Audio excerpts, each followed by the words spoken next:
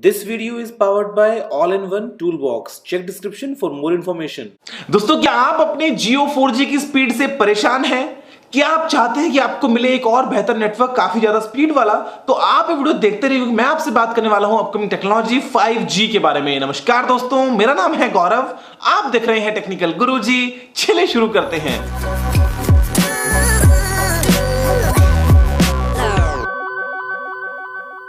दोस्तों, most cases में हम ऐसा देखते हैं कि जो भी यूजर्स 4G यूज कर रहे होते हैं वो काफी सेटिस्फाइड होते हैं। उनको लगता है कि हाँ, हमारे पास तो बहुत अच्छा नेटवर्क है। अगर हम बात करते हैं डाउनलोडिंग की या कुछ स्ट्रीम करने की, तो उनको लगता है कि हाँ, इससे अच्छा तो कुछ हो नहीं सकता, ये मेरे पास में जो मैं यूज कर रहा हूँ वो बेस्ट है और उनकी जरूरत के हिसाब से काफी ज्यादा हद तक कंप्लीट है।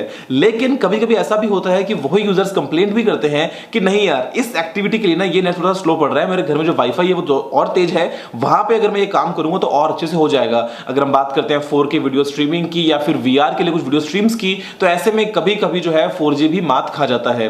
सेम चीज थी दोस्तों 3G के साथ में। जब नया नया 3G आया था तो उस टाइम पे हम सोचते थे कि क्या कमाल हो गया है, थर्ड जनरेशन है। लेकिन उस टाइम पे भी कहने को वो 3G था, वीडियो कॉलिंग भी आ गया है, ऐसा कर सकते हैं, इतने मिनट में मूवी डाउनलोड कर लेंगे, ये कर लेंगे, वो कर लेंगे। लेकिन प्रैक्टिकली जब हमने देखा तो उसमें काफी सारी चीजें ऐसी थी जो हमारी जरूरतों के लिए कंप्लीट नहीं थी, इसीलिए हम आगे बढ़े और हमने बाद में 4G को फॉर्म किया। सेम चीज 2G GPRS वगैरह के टाइम पे था। तो ऐसे में दोस्तों जो मोबाइल फोन नेटवर्क्स हैं उनमें देखा गया है कि करीब करीब हर 10 साल में आपको एक नई जनरेशन देखने को मिल जाती है। 90s में 2G था, उसके बाद में आया 3G, पिछले 5-6 सालों पहले आया दोस्तों 4G या फिर LTE, और अभी 2018 से 2020 तक हम एक्सपेक्ट कर रहे हैं 5G।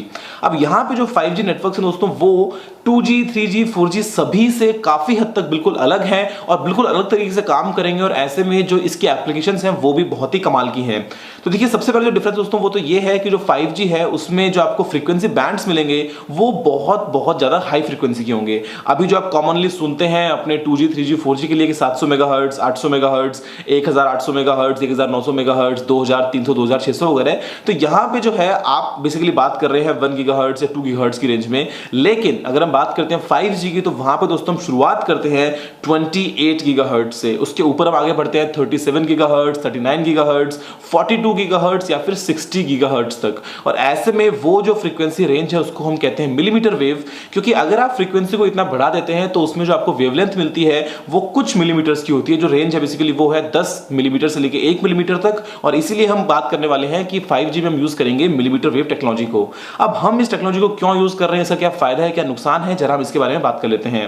तो देखिए, आपको ये बात पता होगी, अगर नहीं पता हो तो आपको बता देता हूं कि जैसे जैसे आप फ्रीक्वेंसी को बढ़ाते चलते हैं, अगर आप किसी भी ट्रांसमिशन में किसी भी आप बात करते हैं, फॉर एग्जांपल रेडियो नेटवर्क्स की, अगर हम बात करते हैं कि एक यहाँ पे ट्रांसमीटर है, एक यहाँ पे रिसीवर है, तो ऐसे में उनके बीच में जो कम्युनिकेशन हो रहा है, अगर आप उस केस में फ्रीक्वेंसी को बढ़ाते चलेंगे तो आपको एक फायदा मिलेगा, एक नुकसान मिलेगा। जो फायदा मिलेगा वो ये कि आप ज्यादा तेजी से और काफी ज्यादा डेटा एक साथ भेज पाएंगे और जो कनेक्शन है वो काफी ज्यादा आपका फास्ट बन जाएगा। लेकिन जो नुकसान है वो ये कि वहां पे जो आपके कनेक्शन की रेंज है वो इतनी ज्यादा नहीं बनेगी, क्योंकि जैसे जैसे आप फ्रीक्वेंसी बढ़ाते हैं वैसे वैसे जो सिग्नल है वो ज्यादा ड्रॉप होता है, जो एटेन्यूएशन है या सिग्नल लॉस है वो काफी ज्यादा होता है।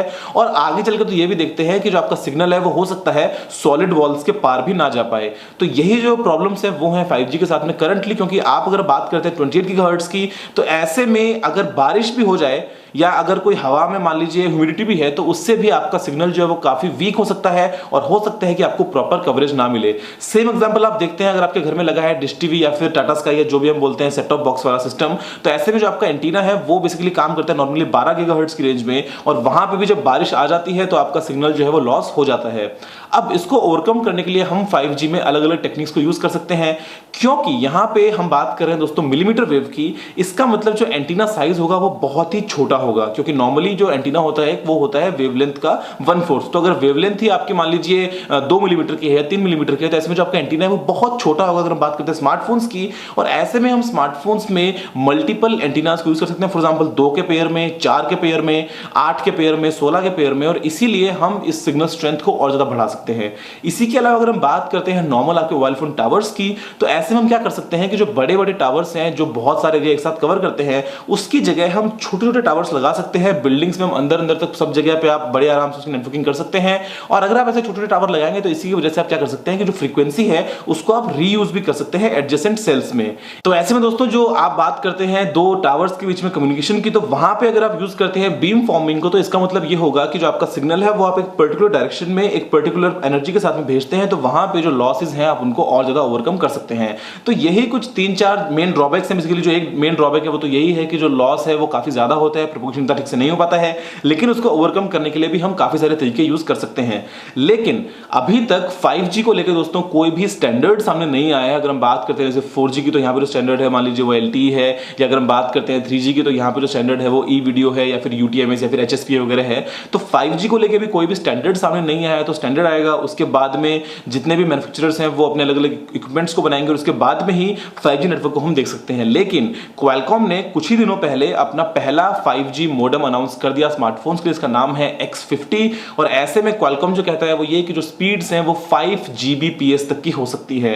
तो ये बहुत ही कमाल की बात है। और क्वालकॉम ने ये भी कहा है कि वो कोरिया के जो विंटर ओलंपिक्स होंगे 2018 में, वहां पे 5G नेटवर्क्स की टेस्टिंग भी करेगा। अब टेस्टिंग दुनिया भर में चल भी रही है, क्योंकि सभी तरह के जो लोग हैं वो अपने अपनी तरफ से कोशिश कर रहे हैं कि किस तरीके से हम 5G को यूज कर सकते हैं, कि कहां कहां पे आप क्या क्या फ्रीक्वेंसी को यूज करें, कैसे आप फ्रीक्वेंसी को रीयूज करें, कैसे आप इसको मिक्स कर दें 4G के साथ में। तो केसेस बहुत सारे, लेकिन अभी भी कुछ भी क्लियर नहीं है। दोस्तों अगर हम बात करते हैं 5G की एप्लीकेशंस की, तो यहां पे जो एप्लीकेशंस है वो कंप्लीटली एंडलेस है। आप जो चाहे जहां चाहे वहां पे 5G को इंप्लीमेंट करके उसको और बेहतर बना सकते हैं।